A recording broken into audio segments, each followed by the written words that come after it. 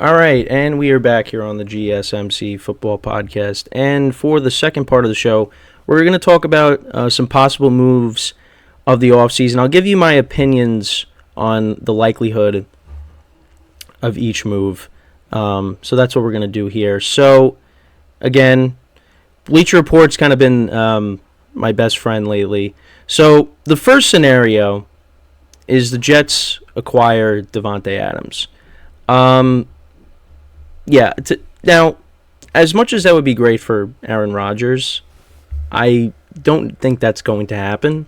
Just because of the fact that, Davante Adams was one of the players that was advocating for Antonio Pierce to get the full-time head coaching job. And I feel like he's fine now with the Raiders. So I don't see... the Jets are going to do everything they can to try to, get him, but I don't know if that's going to end up happening. So according to Adam Schefter, the Jets did inquire with the Raiders about Adams ahead of the trade deadline, which I do remember hearing about that. But it just there was really no movement there. And also the other thing too is, as it talks about, Adams' contract won't be easy to move, and the Raiders can save $17.5 million in salary cap space by moving off of Davante Adams after June 1st, as opposed to $1.8 million before that date. Now, again, it would be great for Aaron Rodgers, and that would be great for the Jets. You give Garrett Wilson, another threat, so it's not all the attention's on him and on Breece Hall. You bring in Davante Adams, who's one of the best wide receivers in the NFL. But I just don't really... I don't think it's going to happen. I think he's going to stay with the Raiders. Again, I would love to see him and Rodgers pair up one more time, but I don't think that's going to happen. But we'll see. I could be wrong. I would like to be wrong because, I got a lot of friends that are Jet fans that would be excited if they got him, but it's just I don't think that's going to happen. So another one is it possible the Chiefs lose another star? So they lost Tyreek Hill, lost Orlando Brown, one of their tackles.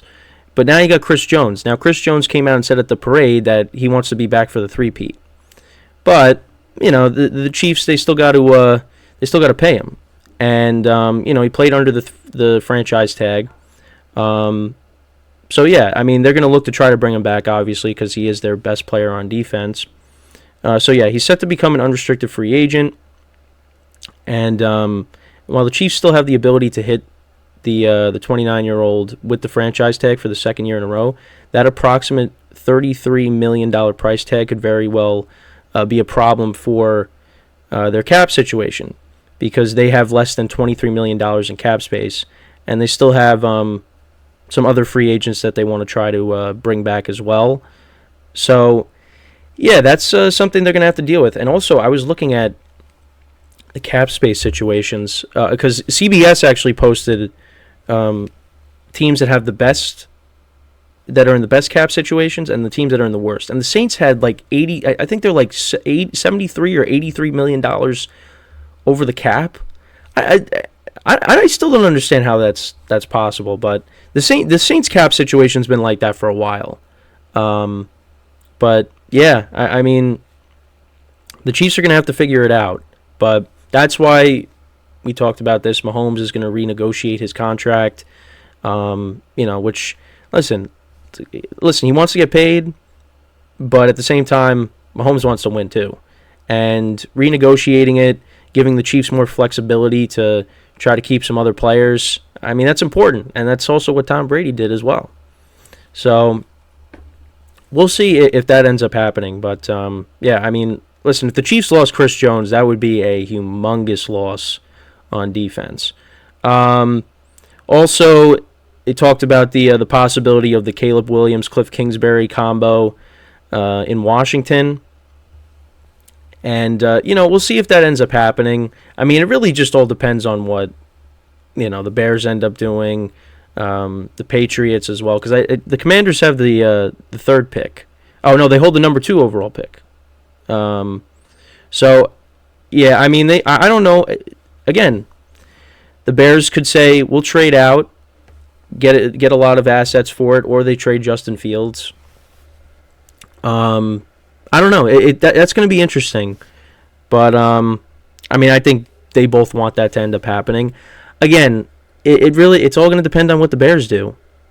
But I think if the Bears end up taking a quarterback, it's probably going to end up being Caleb Williams. But they could shock us and take somebody else. But I don't know if that's going to happen either. I mean, unless the Commanders want to trade up, but I don't know. But yeah, they're looking for a quarterback. And again, I want to bring this up.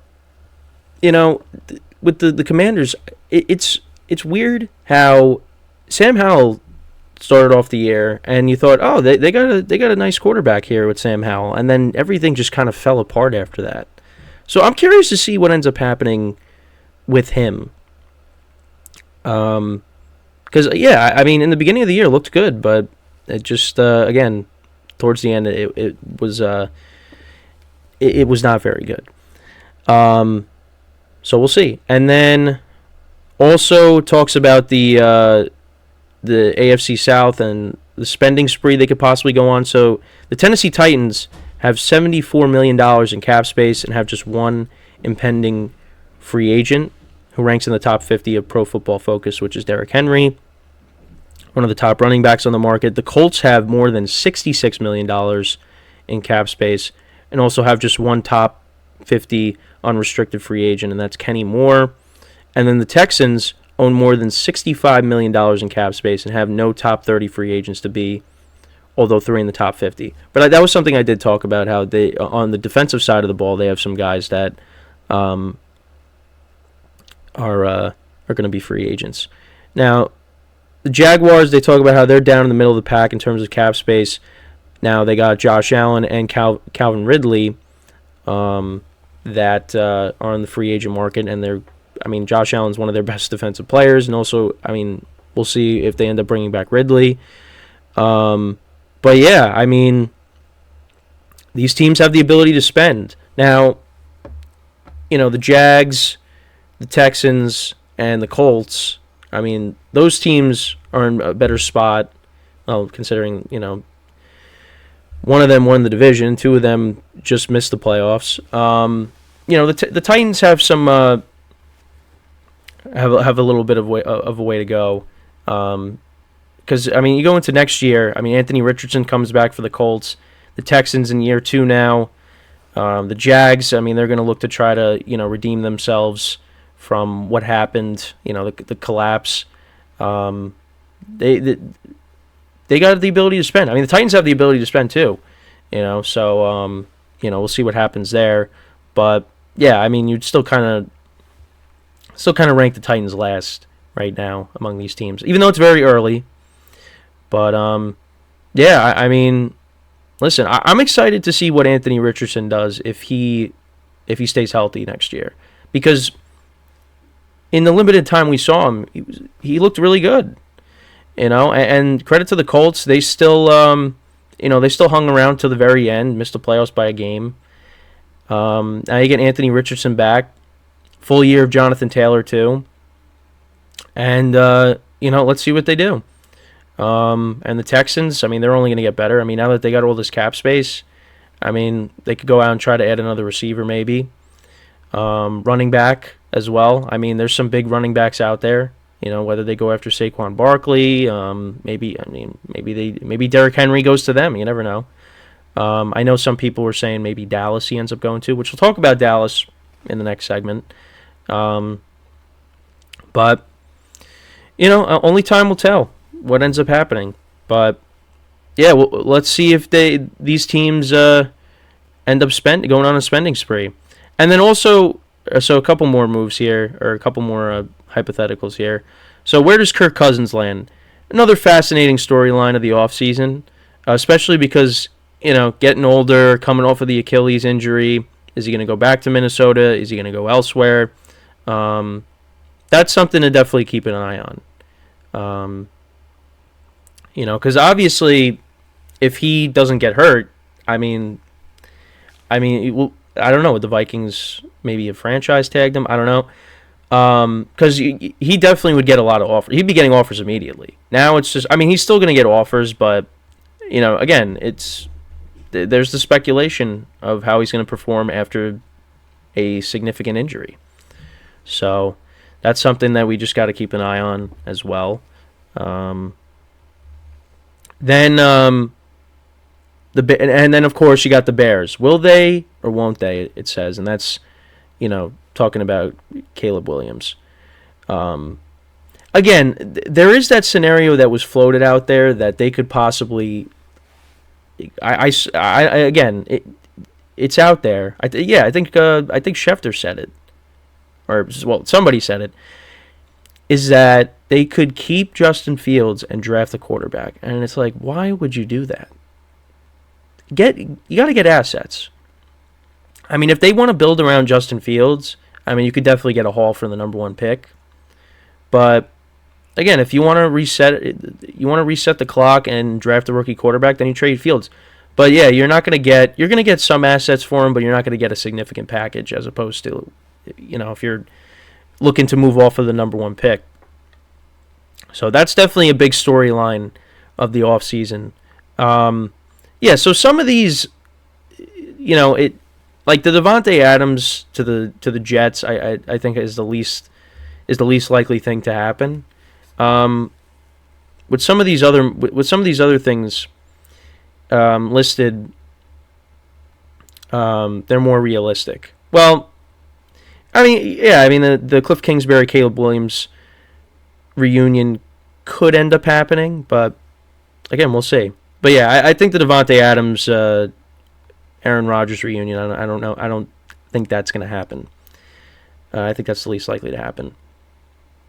But yeah, I mean, again, with the AFC South, we'll see if those teams end up spending. Again, the we're in the offseason now, so once we get into the new league year, that's when things get exciting. See where all these free agents end up going, all the speculation, things like that.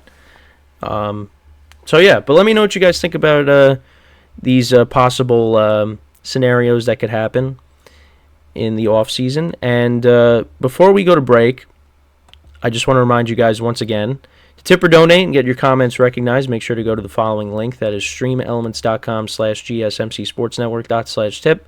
Again, that really helps the show, makes the show more interactive between myself, the host, and you guys, the viewers. Again, that is streamelements.com/gsmcsportsnetwork./tip.